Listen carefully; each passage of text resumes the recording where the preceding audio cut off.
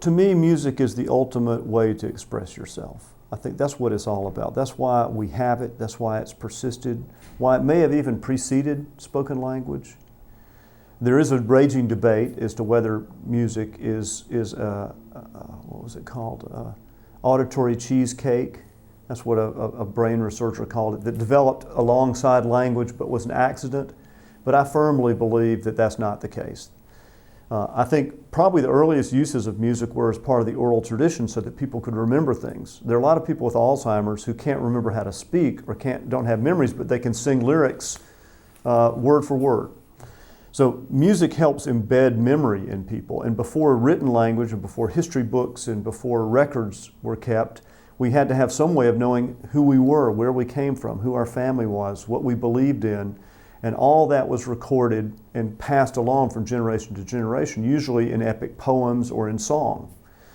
So my theory is that the way culture actually got started was by passing cultural archival material about who your grandparents were and who their grandparents were and where you came from and what rivers you crossed and what famines you endured. And I think that was probably recorded in this music and epic poetry.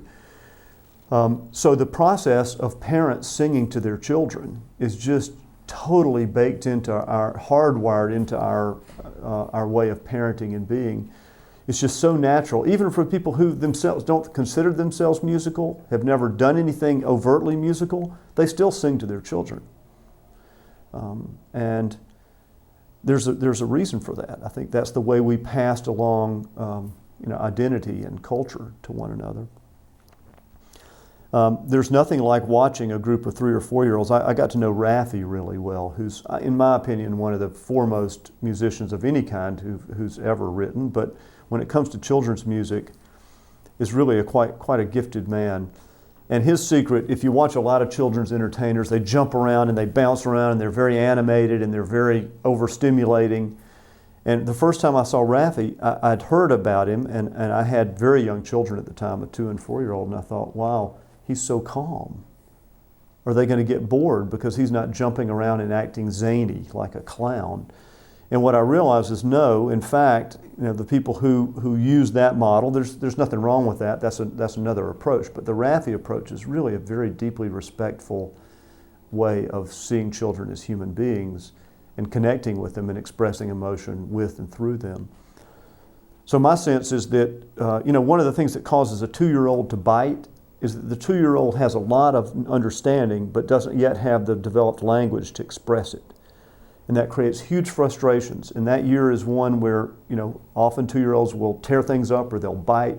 And a lot of that is about this frustration of having something you're dying to say to the world and no words to say it with. So to me, music is that for all of us. When you can't find any other way to express your frustration, music is the way you do that. And so for young children, music is this amazing discovery that you can sing, you can hum, you can make up your own lyrics. I think most children actually make up songs before someone tells them, oh, you're not a songwriter. I still have 2 or 3 songs that my grandmother sang back to me that I had made up when I was a kid, which I refused to sing on camera. But, I just think it's such an important part of how children grow and develop that we need to do everything we can to encourage parents to feel free to be amateur musicians and not worry about being tone deaf or forgetting the lyrics or making up new lyrics, because let's face it, every song was made up by somebody sometime. So I think of music as a very powerful tool.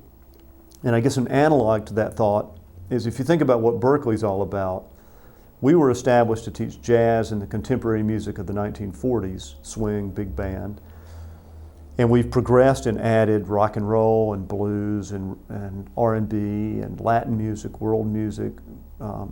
If you think about what those musics have in common, one of their most fundamental elements is that they've often been the way that people express themselves who were marginalized in the societies they lived in.